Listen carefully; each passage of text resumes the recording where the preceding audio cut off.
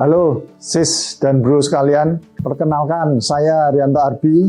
Saya dikenal sebagai mantan atlet bulu tangkis tunggal pada era 90-an. Sekarang saya menjalankan bisnis dan juga aktif di DPP Partai Solidaritas Indonesia sebagai Ketua Bidang Olahraga.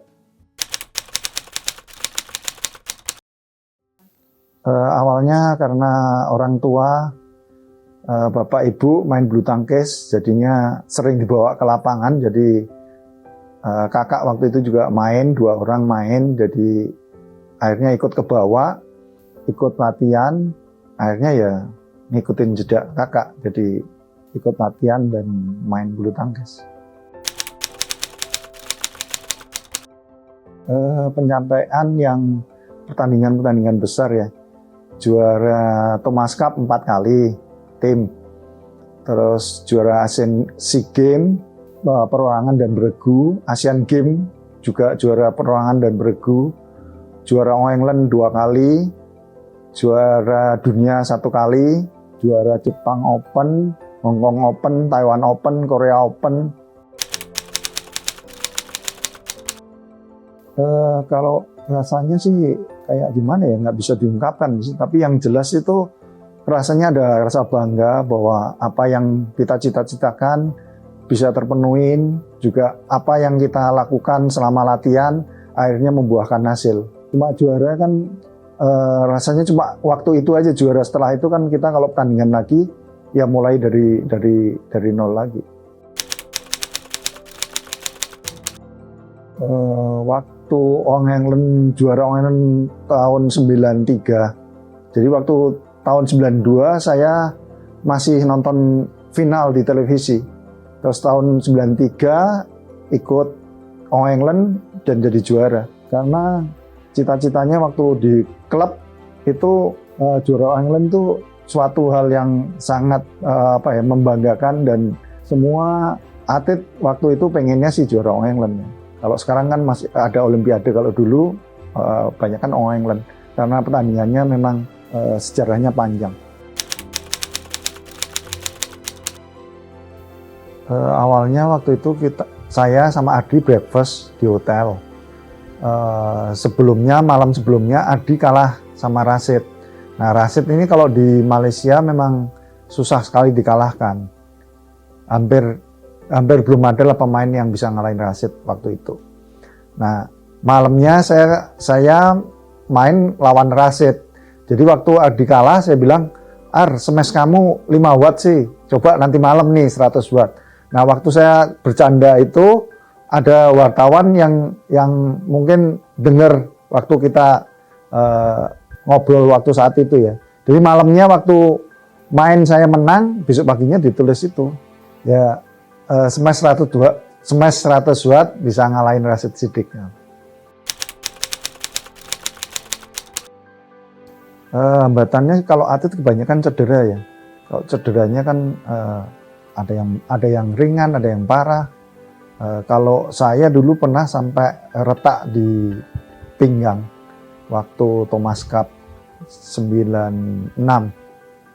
Jadi waktu main nyemes, lompat, balik lagi, posisinya mungkin salah, jadi waktu itu sakit, pulang ronsen ditemukan bahwa pinggang saya retak.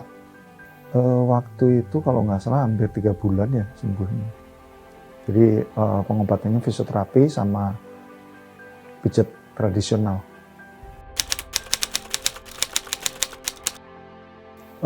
Kalau perbedaannya sekarang gamenya juga berubah. Kalau dulu kan game 15, kalau sekarang game 21.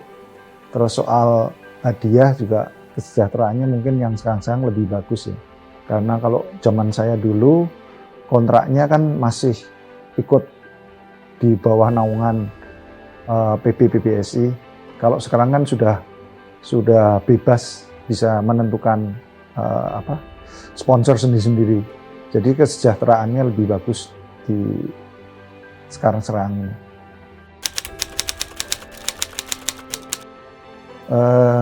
Dorongan dari keluarga ya terutama itu penting sekali. Terus klub juga penting sekali, ada klub yang menaungin. Karena biasanya klub ini yang membiayain kita semua waktu itu. Terus motivasi sendiri ya, bahwa disiplin, kerja keras, ngejar cita-cita, itu sih yang penting. Kalau juara enak sekali kalau juara. Kalau nggak juara ya agak sulit ya, karena hampir waktunya habis untuk bulu tangkis, karena kita kayak kerja, latihannya dari pagi sampai siang, istirahat, sore sampai malam lagi latihan lagi. Kalau juara ya enak, kalau juara pasti lebih enak ya. Pensiun tahun 2000 karena kebanyakan cedera sih ya, terutama waktu retak pinggang itu kan, kalau kita latihan lebih keras, latihannya keras pasti kambuh, kebanyakan sering kambuh, jadi latihannya terakhir nggak kurang maksimal.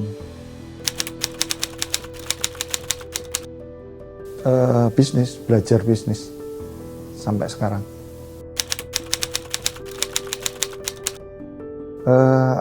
Ya benar, ada biografi waktu itu Smash 100 Watt dibantu sama Mas Broto sama Mas Erli, itu ceritain dari awal karir saya sampai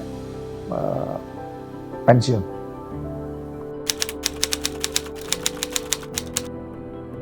Masuk dunia politik karena kepengennya banyak atlet yang bisa masuk di DPR ya, dan bisa memperjuangkan untuk uang pensiun para atlet ya, karena negara lain sudah dilakukan jauh-jauh hari gitu. Kita sampai sekarang pun belum ada pensiun buat atlet. Kalau sekarang cita-cita berpolitiknya mungkin kalau membantu kan terbatas, tapi kalau kita jadi masuk di politik mungkin membantunya bisa lebih luas lagi ya, bisa lebih banyak lagi. Yang pertama sih korupsi ya. Yang kedua, kalau kita masuk ke DPR kan harusnya bisa malah memperjuangkan untuk kesejahteraan rakyat. Kalau sekarang kan malah sebaliknya, malah yang sejahtera kan politisi.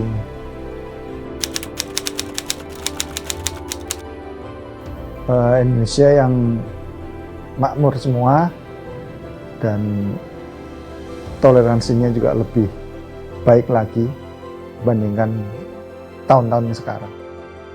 Hal yang diperlukan untuk menjadi seorang atlet tentunya selain skill, diperlukan juga tekad yang kuat, motivasi yang kuat untuk bisa melawan diri sendiri maupun pengaruh eksternal yang tidak selalu memudahkan jalan kita. Proses saya ataupun semua atlet tidaklah mudah.